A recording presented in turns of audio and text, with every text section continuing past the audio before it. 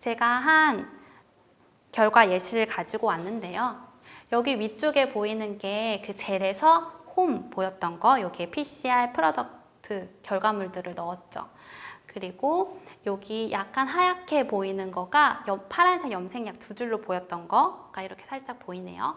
그리고 PCR은 이렇게 검은색 밴드로 나타나서 보여지게 됩니다. 양쪽에 사다리처럼 보이는 것은 DNA의 사이즈를 알려주는 그런 기준이 되는데요. 그래서 이 기준을 토대로 내가 원하는 DNA가 증폭되었는지 확인해 볼 수 있습니다. 여러분이 지금까지 PCR의 기본 원리와 일련의 실험 과정을 알게 되었습니다. 잘 따라오셨죠? PCR은 켈리 멀리스라고 하는 사람이 처음에 고안한 기술이고, 이것은 1993년에 노벨 화학상을 탄 획기적인 발명이었습니다.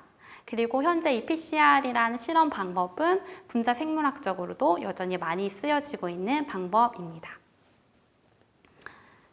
그런데 이렇게 하는 것보다 더 빠르게 PCR 결과를 알 수 있는 새로운 기술이 개발되었습니다. 그리고 실제로 코로나19도 이 방법으로 진단이 되고 있는데요. 영상을 함께 보실까요? 지금까지 설명한 PCR은 증폭을 시키고 맨 마지막에 젤 사진을 찍어서 결과를 얻었죠. 그런데 퀀티테이티브 PCR, qPCR이라고 하는 것은 사이클마다 사진을 찍습니다. 어떻게 이렇게 할 수 있냐면 형광 염색을 통해서인데요. 2가지 방법이 있습니다. 하나는 사이버 그린이라는 것이고 또 하나는 탱맨이라고 합니다. 하나씩 살펴보면 사이버 그린은 DNA가 2가닥이 있을 때 강한 빛을 냅니다. PCR을 하면서 2가닥으로 되는 DNA들의 양이 많아지면서 형광도 많아지게 됩니다. 2번째 탱맨 방법은 탱맨 프로브라고 하는 것이 프라이머처럼 특정 부위에 결합해 있다가 합성이 되면서 떨어져 나가면서 빛을 내게 됩니다.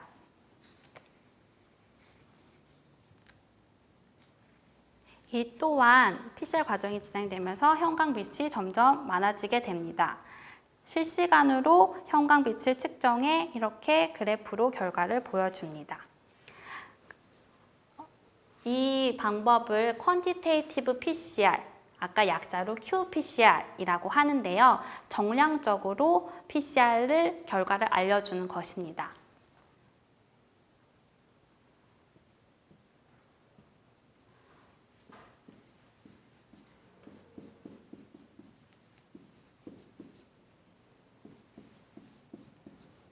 다른 말로는 리얼타임 PCR이라고 하는데 이를 줄여서 RT-PCR이라고 합니다. 이 RT는 또 다른 실험 과정의 약자인데요. 우리가 PCR은 DNA에서 증폭되는 거라고 했죠. 그런데 코로나 바이러스는 유전 물질을 RNA로 가지고 있다고 했습니다. 그렇다면 DNA 전에 RNA에서 DNA로 되는 과정이 필요하겠죠. RNA에서 DNA가 되는 과정을 또한 RT라고 합니다. 유전 정보의 흐름은 다음과 같습니다. DNA에서 RNA가 되고 단백질이 됩니다. 앞으로 넘겨주세요. 네. DNA에서 RNA가 되는 것을 전사, 트랜스크립션이라고 합니다. 그런데 RNA에서 DNA로 되는 것은 역전사, 리버스 트랜스크립션이라고 하고 여기 앞자를 따서 RT라고 합니다.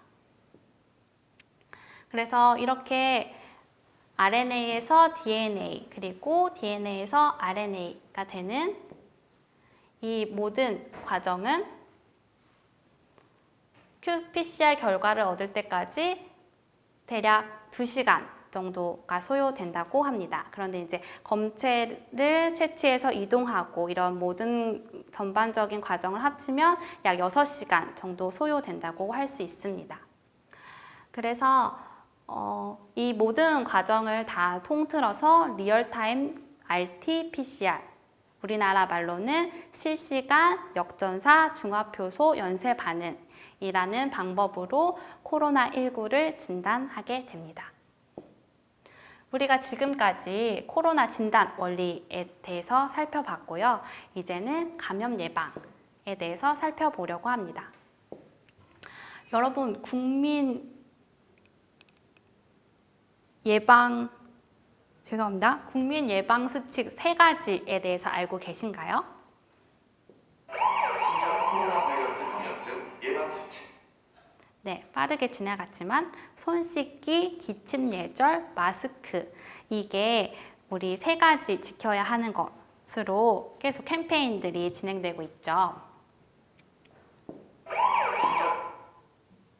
손 씻기의 중요성에 대한 실험들을 몇 가지 같이 살펴보려고 합니다. 이 사진은 한 미국의 초등학교 선생님이 학생들과 했던 그 결과를 SNS에 올린 것이라고 해요. 보시면 식빵들 사진이 있고 지퍼백 안에 담겨 있는데 포스트잇 종이에 숫자와 뭐라고 적혀 있는데 하나씩 살펴보도록 하겠습니다. 첫 번째 식빵은 깨끗하고 만지지 않은 식빵. 두 번째는 손을 씻지 않는 더러운 손으로 만진 식빵. 세 번째는 따뜻한 물과 비누로 씻은 손으로 만진 식빵. 네 번째는 손 세정제로 닦은 손으로 만진 식빵. 마지막은 노트북을 문지른 식빵이라고 해요. 이것이 부패 정도가 가장 심하죠.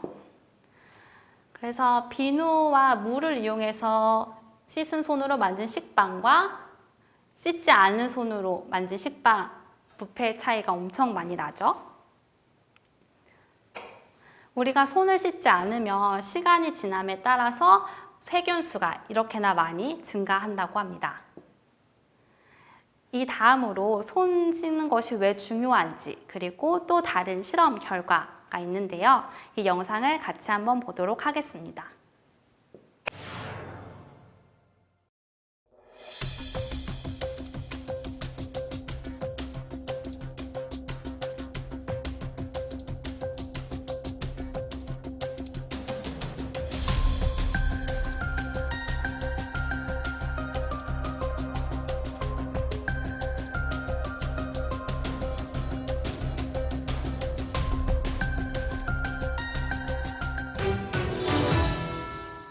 일상생활 중에 자신도 모르는 사이에 손에 많은 세균이 묻을 수 있습니다. 특히 세균이 서식할 가능성이 높은 화장실을 이용한 후에도 손을 씻지 않거나 올바른 방법으로 씻지 않는 경우가 많은데요. 화장실 이용 후 손 씻기에 따라 손에 남는 세균이 어떻게 달라지는지 관찰해 보았습니다.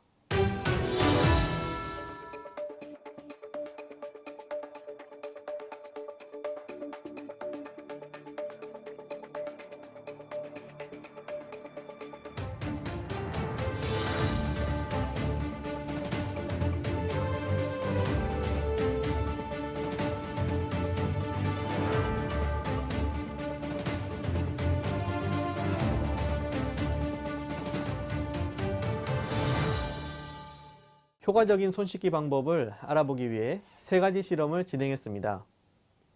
먼저 물로만 씻었을 때, 그리고 비누를 사용했으나 30초 미만으로 간단히 씻었을 때, 마지막으로 충분한 비누 거품을 내어 올바른 손 씻기 6단계를 실천했을 때 손의 세균 변화를 관찰해 보았는데요.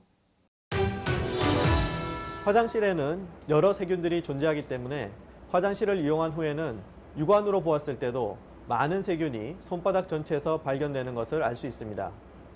손 씻기 방법에 따른 세균의 변화를 실험해 본 결과 6단계로 30초 이상 비누 거품을 내어 꼼꼼히 씻었을 때 가장 효과적으로 거의 모든 세균이 제거되는 것을 확인할 수 있습니다.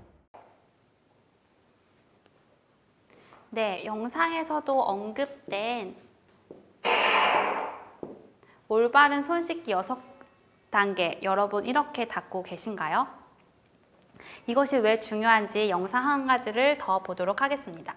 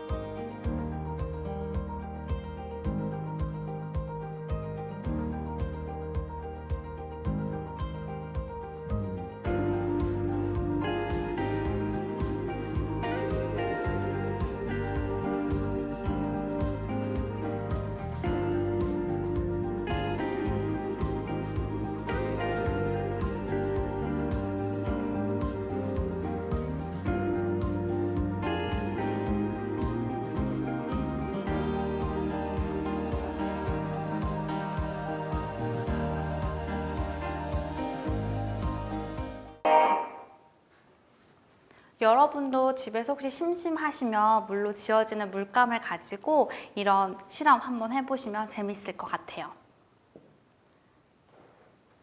우리 실제로 이렇게 올바른 손 씻기 6단계로 손을 씻어보는 연습을 해볼까 하는데요. 두 손 준비되셨나요? 한번 같이 해볼게요.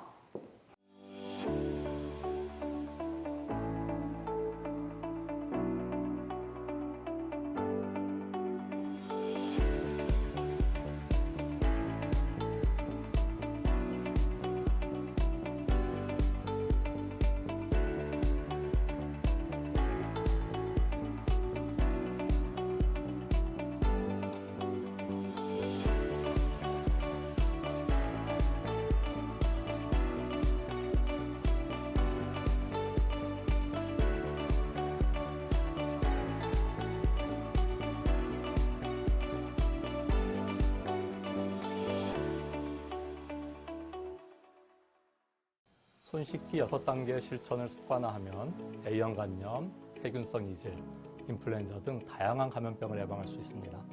따라서 화장실 이용 후나 음식을 조리하기 전, 식사 전, 아픈 사람을 간병할 때에는 반드시 올바른 손 씻기 6단계를 지키시는 것이 좋습니다. 어른들은 이제부터라도 나와 주변 사람들의 건강을 위해 손 씻기 실천에 관심을 갖는 것이 중요합니다. 특히 어린이가 있는 가정과 기관에서는 아이들이 어려서부터 올바른 손 씻기 습관을 형성할 수 있도록 교육해 주시는 것이 중요합니다.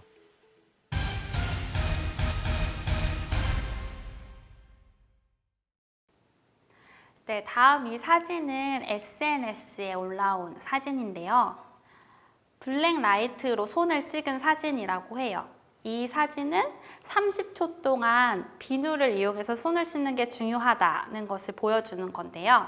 하나하나 살펴볼게요. 첫 번째 사진은 손을 씻기 전에 하늘 색깔이 손 전체에 묻어있는 것을 보실 수 있어요. 그 다음에는 비누 없이 그냥 물로만 씻어버리고 털었는데 첫 번째랑 별로 차이가 안 보이죠? 그 다음으로는 또 비누 없이 그냥 6초간 물로 이렇게 문질러서 닦았겠죠? 그렇게 봤을 때 여기 손등에 하늘색이 여전히 많이 묻어있는 것을 볼 수 있습니다. 그 다음으로는 이제 비누를 이용해서 6초간 씻었어요. 그랬는데 손등은 좀 깨끗해진 것 같은데 손가락에는 아직도 여전히 하늘 색깔이 보입니다.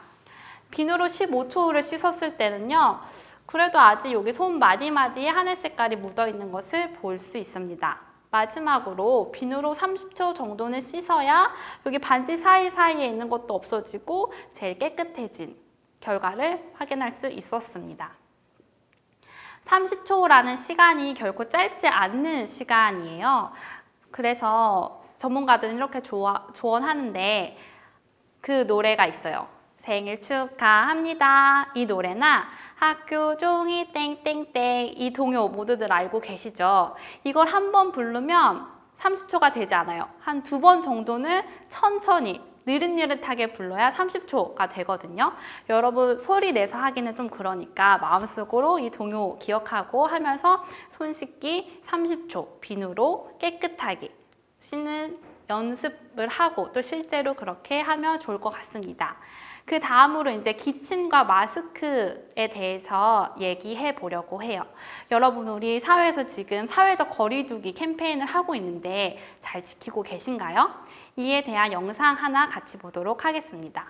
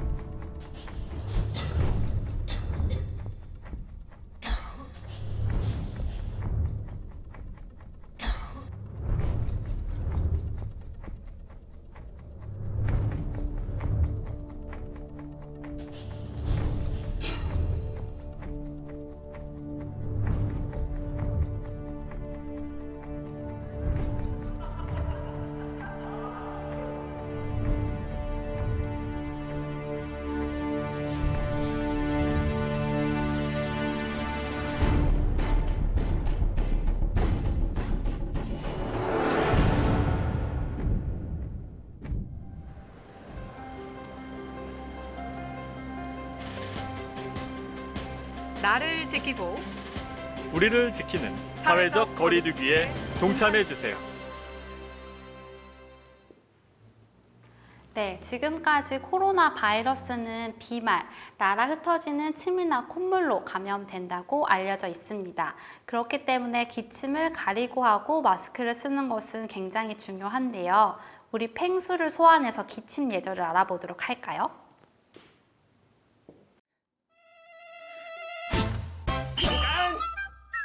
이거 안 되겠네 이거. 저 손으로 가리고 있는데요? 그러면 손에 세균 다 묻잖아요. 그리고 이거 책상이랑 여기 노트북에도 세균 다 묻어요. 재채기 나오는데 어떻게 해요? 안 돼! 그럼 어떻게 해요? 이렇게 하면 됩니다.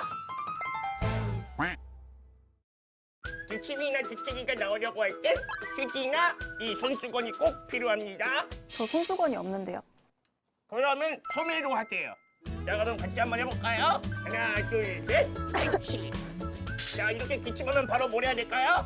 손 씻어? 맞습니다. 뭘로? 비누로? 맞아요. 기침이나 재채기를 하고 난 다음엔 비누로 손을 깨끗이 씻어줍니다. 저 손 씻고 오겠습니다. 오케이, 렛츠고. 아이치. 나도. 여러분, 꼭 기억하세요. 손은 비누로 꼼꼼하게 30초 이상 씻어주기. 기침할 땐 옷소매로 입과 코를 가리고 아이치.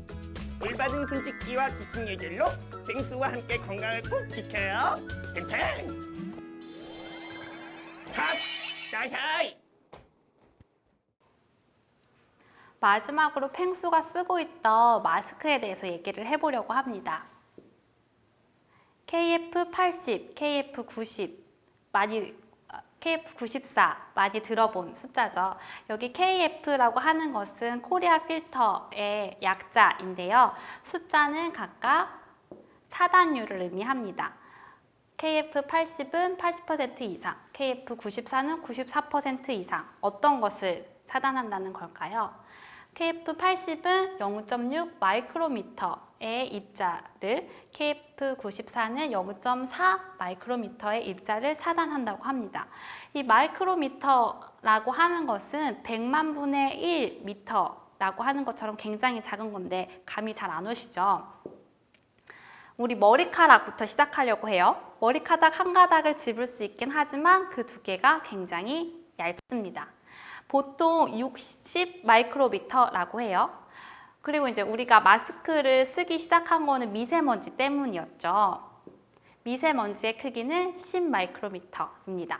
또한 초미세먼지의 크기는 2.5 마이크로미터예요. 여기서 이제 초미세먼지를 가지고 또 비교를 시작해 보도록 할게요. KF80이 막는다는 0.6 마이크로의 입자는 이렇게 차이가 나고요. KF94가 막는다고 하는 0.4 마이크로미터의 입자 크기 이렇게 됩니다. 그렇다면 바이러스의 입자 크기는 어떻게 될까요?